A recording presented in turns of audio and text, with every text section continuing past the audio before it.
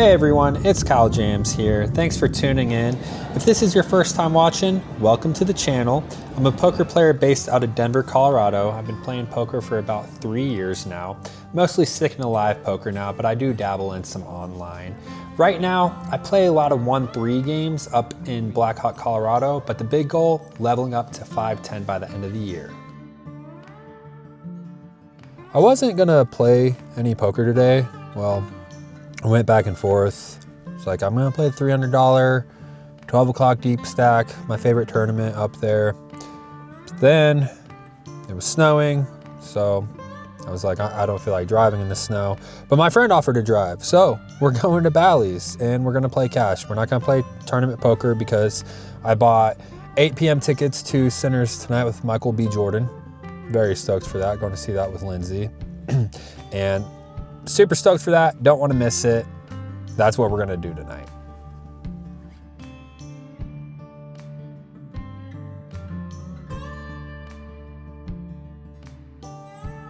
Here we go.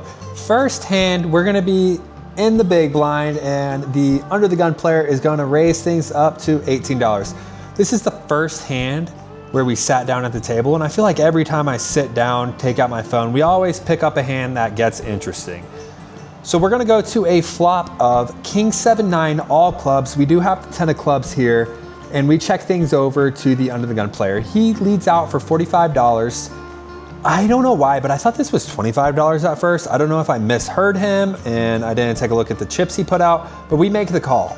As we do have one to a flush, we'll reevaluate when the turn comes, and the turn comes another club. So 5 of clubs, we now have a flush and we check things over, and he bets out pretty big as it is over $150. So an overbet here, but we only have about like 220 left in our stack, and it wouldn't leave us much as we're gonna be all in on the river.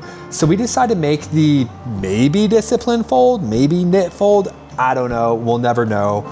But next hand, small blind, ace 10 off. There's a initial limper and we're gonna raise things up to $15 here.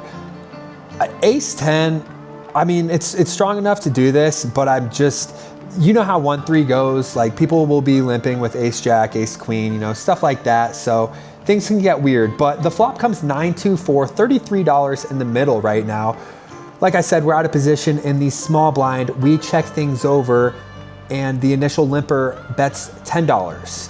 So we make the call as we do have 2 overs here, and the turn comes the 3 of hearts. So now we pick up the wheel as a 5 will give us the straight.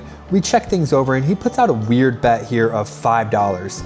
I consider re-raising him here as a $5 bet into the $53 already in the middle just doesn't make sense, but we just make the call. It's weird.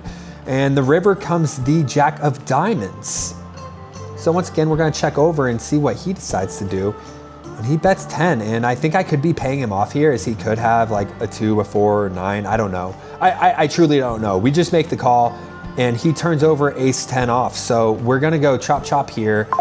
And I mean, I really don't know how to evaluate that hand. It just played out really weird. We're happy to get the chop though, and we'll be moving on to the next hand, which also is another weird one. So King 10 suited, we're gonna be under the gun 1. Our friend Colt is going to initially limp here, and we raise things up to $10. Get a few callers here as he's just putting out his blinds there.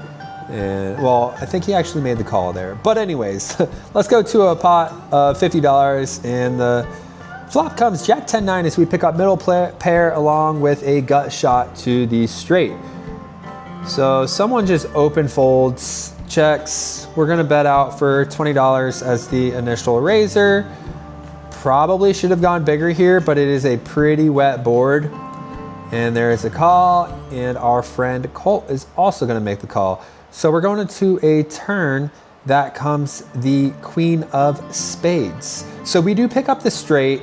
The only hand that's beating us right now is gonna be ace king. So we're hoping that someone has an 8 here and we'll be looking great, but the action got really weird as I believe I do hide the river card with me fiddling my chips here, which I hate when I do that, but I just gotta get better at not doing that. So Colt checks things over to us and we bet $60 here into 110. So just above half pot. Think I should have gone bigger here too, but that's maybe just being results oriented. The villain across the table is going to make the call and Colt is going to decide to shove his remaining stack for about 150 or so, I believe. And we're going to make the call and things just get weird because I believe Colt ended up turning over his cards when the river came. And so his cards were exposed and then the other guy turned his cards over and I got all confused. I really should have just slowed down because I would have been able to get the rest of the other player's stack because he turned over Queen 8 for 2 pair. And we are gonna chop this one up with Colt. So we do make a little bit of a profit here because of the other villain who had 2 pair, but very weird there. So next hand is gonna be ace queen off. We have about 250 in our stack on the button. We consider 3-betting here, but in the moment we just decide to flat from the button and the big blind is also gonna make the call here. So we're going 4 ways to a flop and the flop comes ace 9-9. Okay, so we are in position here, which we're always happy about. And the big blind is going to make an overbet here of $75 into about $50. The other 2 players fold. We decide to, we're never folding here. We'll make the call and we have about 180 behind or so now. So we're going to a turn that comes really nice, but guys, I mean, if he has a 9 here, we're done anyways. But the turn comes a queen. So we have 2 pair and he announces all in. Okay, weird. I picked up some things on this player, so I make the call here and he turns over ace 3 off. So we got him. We're looking great. The only thing that would have been devastating is if another ace came or a 9. But we're good as we get the full double up here. Great, this is about hour 1 or so and we're getting involved in some hands here. Super happy about getting the full double up as we are now sitting with just over $500 here. In the next hand, we pick up king, queen suited in middle position. So there's some limpers. We raise things up to $15. Gonna get a couple callers here. And sorry, we are not gonna get a couple callers here, guys, my bad. We're gonna be heads up. So we are heads up with a pot size of $33 and we have a nice little stack for us now, feeling a lot more comfortable. And the flop comes 9-9-10. And as you can hear here,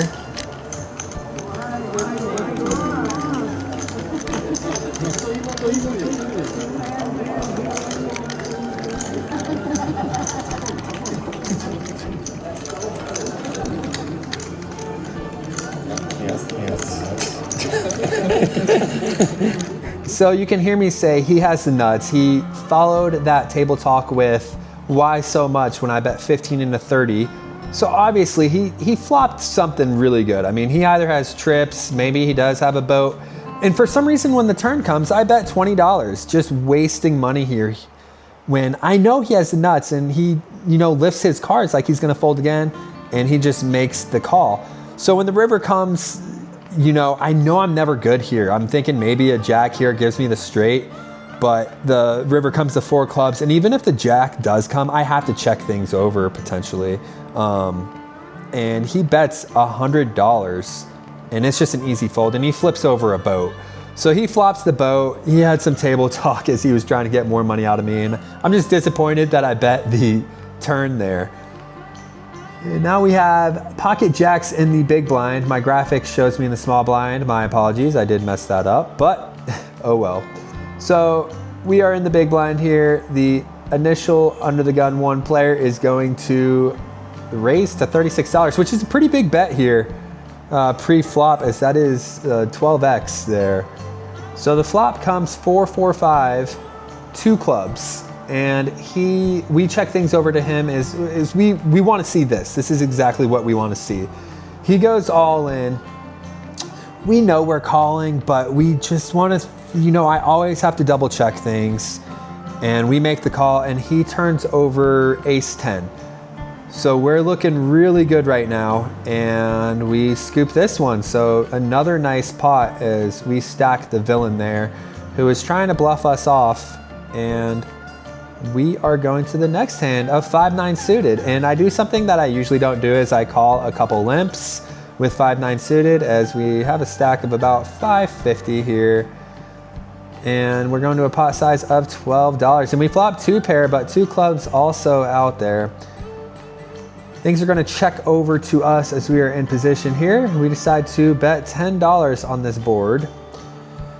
And we're gonna pick up a couple callers and go to a turn. And we don't wanna see a club here. We want the board to run out clean. So the turn comes to 2 of diamonds. Beautiful card for us. That's exactly what we wanted to see. And we size up a little bit more right here as we bet $25 here into 42. As you can see, I do love my like 55, 60% bet sizings. Bet sizings are something I definitely think I can work on as I can extract way more value, but it's something I definitely need to work on as I think it is a weakness of mine. But we do pick up a caller and we go to a river of 3 of diamonds. So the front door flush never gets there. We have 2 pair here. And we bet out pretty small here again for about, I think like 30, 35 bucks or so. And he folds and we pick this one up. And that's, I mean, I never like to play those types of hands, but we did. So here we have king, queen off, now about 650 in our stack. We initially race this one up under the gun and we get min clicked by the villain across the table from us to $20. So we just make the call and there's a couple other callers. So we're going to a flop with $80 and things got interesting here. I definitely had a, well, I don't want to say that yet. We'll let the hand play out. But king 8-6, 2 clubs. We flop top pair here. We just check things over to the 3-better. He thinks things over, quickly puts out a bet of, I believe, about $20 here. So flopping top pair here. We're never going away with a $20 bet to 80. Now there's 140 in the middle, so I just gotta call $20. Easy call. But I have to think about what their ranges are here, as there were a couple flats, or there were a couple cold calls when he 3-bet. So I'm like, what do they have? This, you know, this player could easily have ace king, the one who initially raised me, but we just make the call and we will reevaluate when the turn comes. So the turn comes, what I would say is really clean, is it's 2 of diamonds and it checks things over. And now a different villain's gonna lead things out for about $60 here. And I'm kind of putting the tank here as I'm really considering what I'm gonna do. I'm never raising here. I'm definitely not raising here. Going multi-way, showing aggression. You know, if I just don't want to turn aggression into aggression, or I don't want to face aggression with aggression. So we make the tight fold, and come to find out, the guy in the green jacket, he had pocket aces, and then the initial villain, or sorry, not the initial villain, the guy who bet 60 bucks on the turn there, he ended up having pocket 6s for a set, and the other villain had king, queen.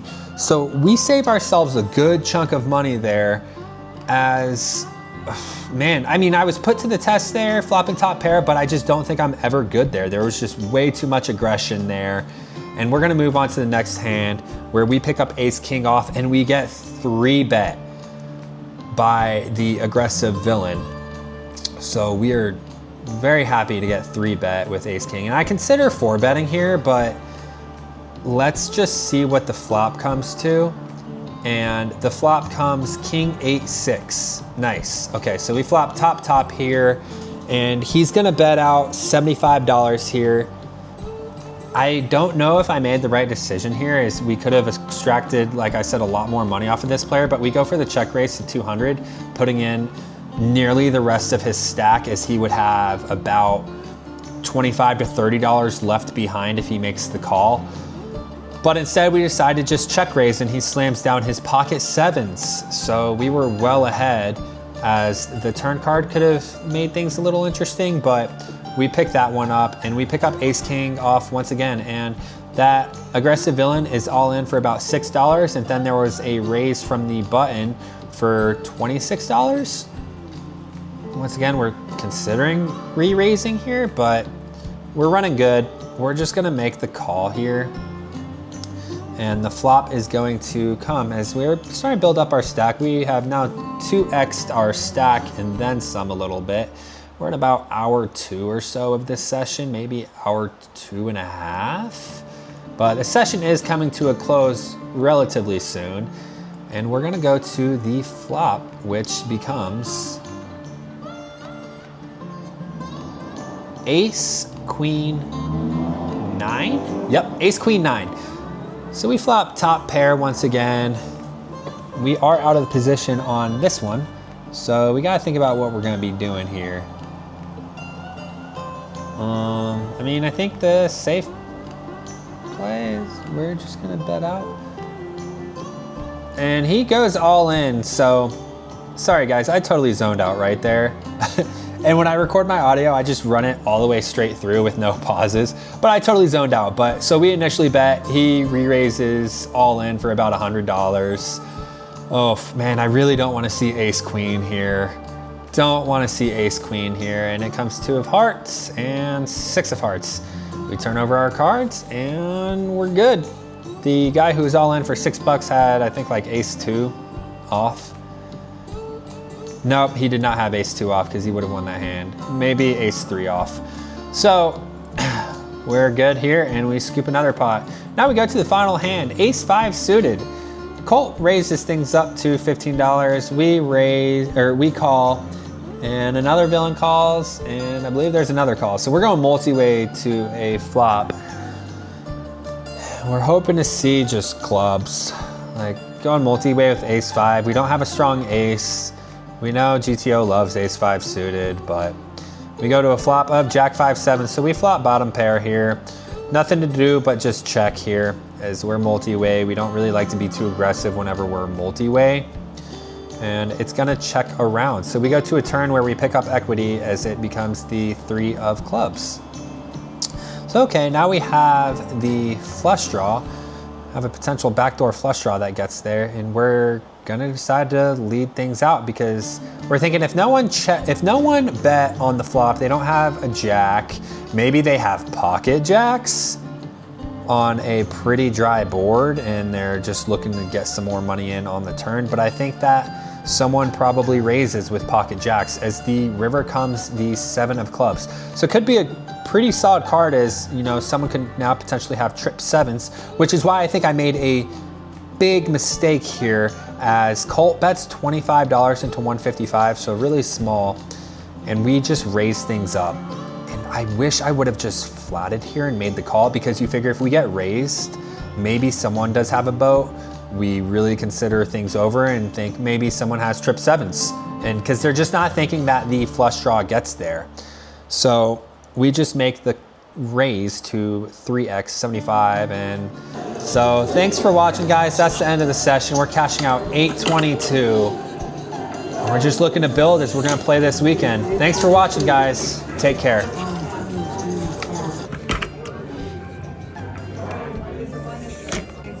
822. 1, 2, 3, 4, 5, 6, 7, 8, 21. Cool.